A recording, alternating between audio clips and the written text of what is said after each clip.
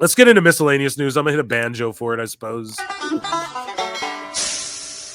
Josh Barnett, one of the GOATs, he tweets out that catch wrestler Timothy Thatcher returns to the ring made for him, and what he does, local UFC vet and pro wrestler Filthy Tom Lawler returns as well.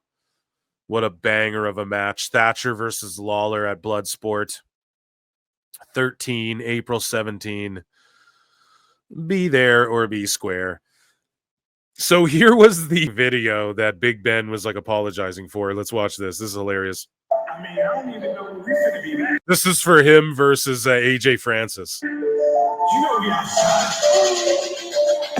My name is AJ Francis, and I am the greatest big man in professional wrestling, and nobody loves me more than me. You love me, right? Also, I played in the NFL for 6 years, and ain't none of you have ever done that. Do you remember any of those 6 years? And I've slept with more women than any of you could ever dream of. You know who you are. Please call me back. And I've had the #1 hit for a week in Costa Rica. We outside. The greatest week of my life. Now, Sunday, I'm going up against another big guy, Big Trouble Ben Bishop. And yeah, Ben, you're big and on. I see you make your little funny just cooking them videos. But come Sunday, ain't no one going to be laughing when I pick you up for the biggest down payment in professional wrestling history. So I'll see you then, big man. And until then, we outside. And you guys have listened to it, right? Please go stream it. I need this. I love that. More and more and more of that from Ben Bishop. For the first time in 22 years, Our Lady Peace performed Whatever, the theme song of Chris Benoit at their concert in Canada last night. Now, oh, Canada. I will say this, right? I will say this. You have to be able to enjoy their artwork and this song and even watch a Benoit match back and go, this is a good match, without obviously putting over the guy or condoning what he did. I'm not saying go buy a Chris Benoit t-shirt or go like anything like that, you know, unless it goes to his family, then maybe do that. Like the family, God, such a touchy thing, right? You guys get what I'm getting at. I don't, right? But we have to be able to also, like, we can listen to Our Lady Peace song and go, okay, this is pretty cool. It's weird in a way, but you know, we can appreciate them doing this without, it doesn't put Benoit in any good light. Do you know what I mean? You guys get what I'm getting at. We've all explained this is a years old thing, but it should be said. Let's hear some of this. Hopefully I don't get pulled for it, but I'll clip it out if I do.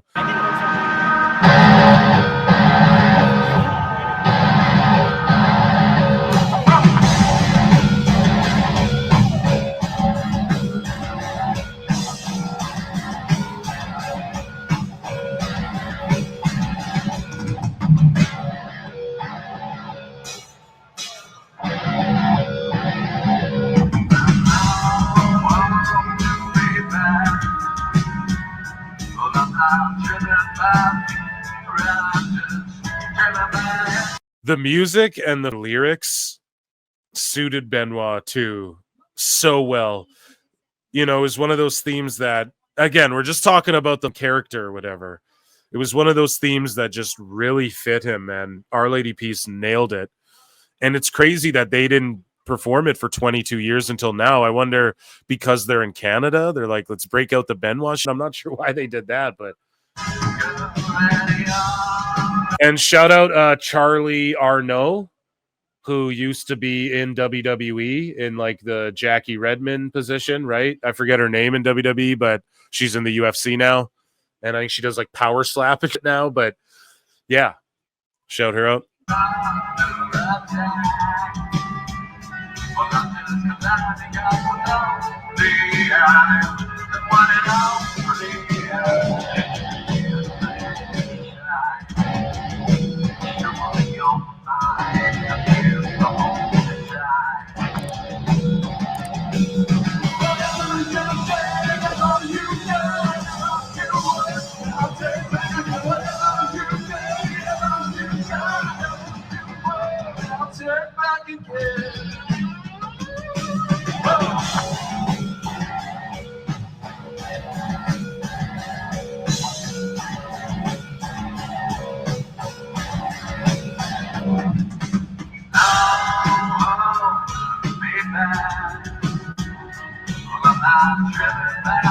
You guys get the idea.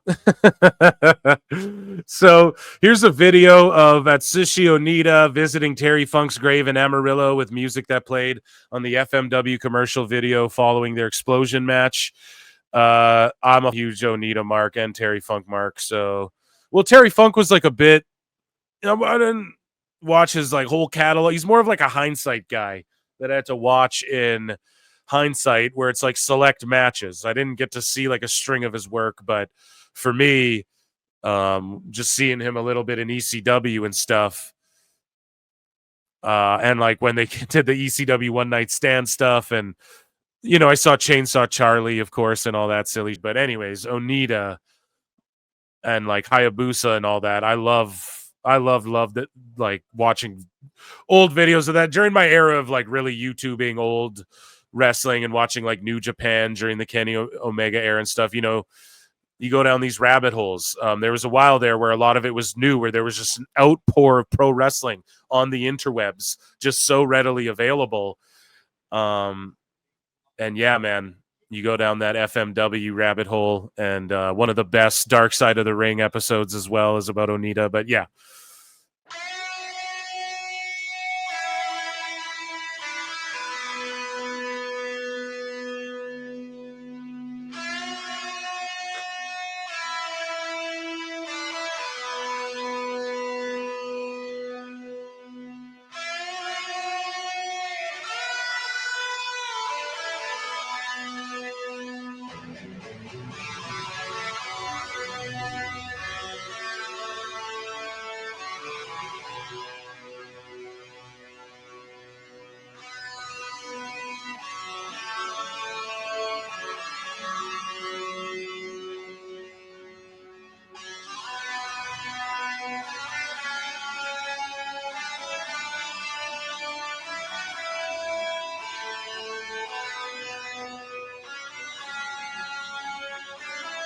Hopefully I don't get pulled for music again. But yeah, Terry, his bandages, Onita was always bandaged up.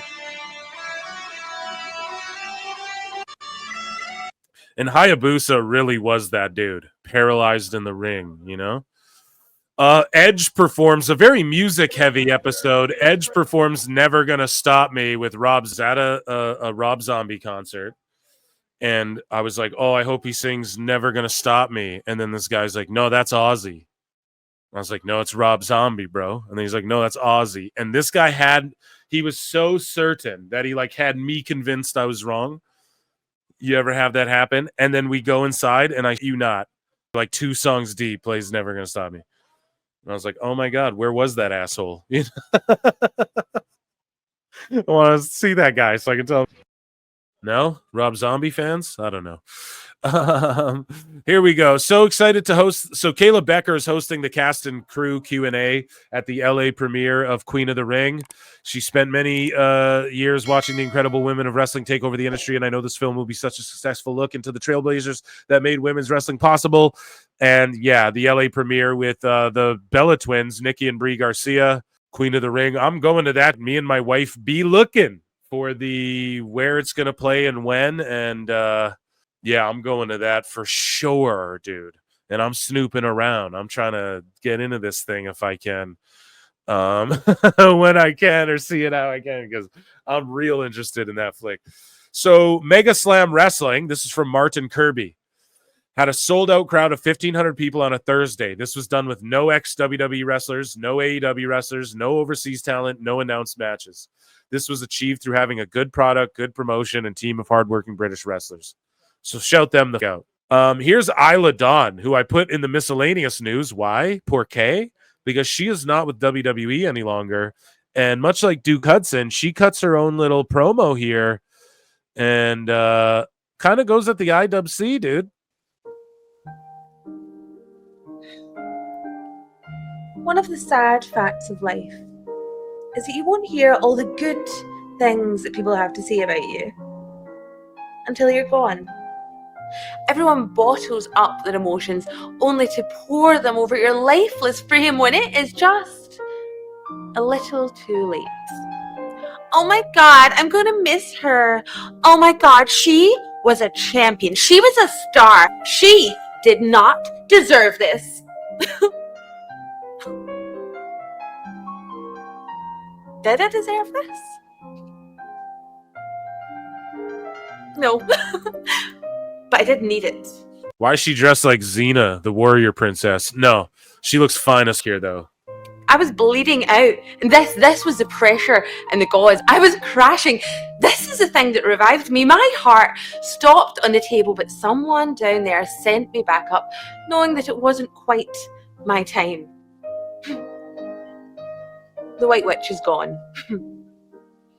The unholy enchantress buried in the grave. 2-time tag team champion. Ashes in an urn. But don't grieve for me. Isla Dawn's not dead yet.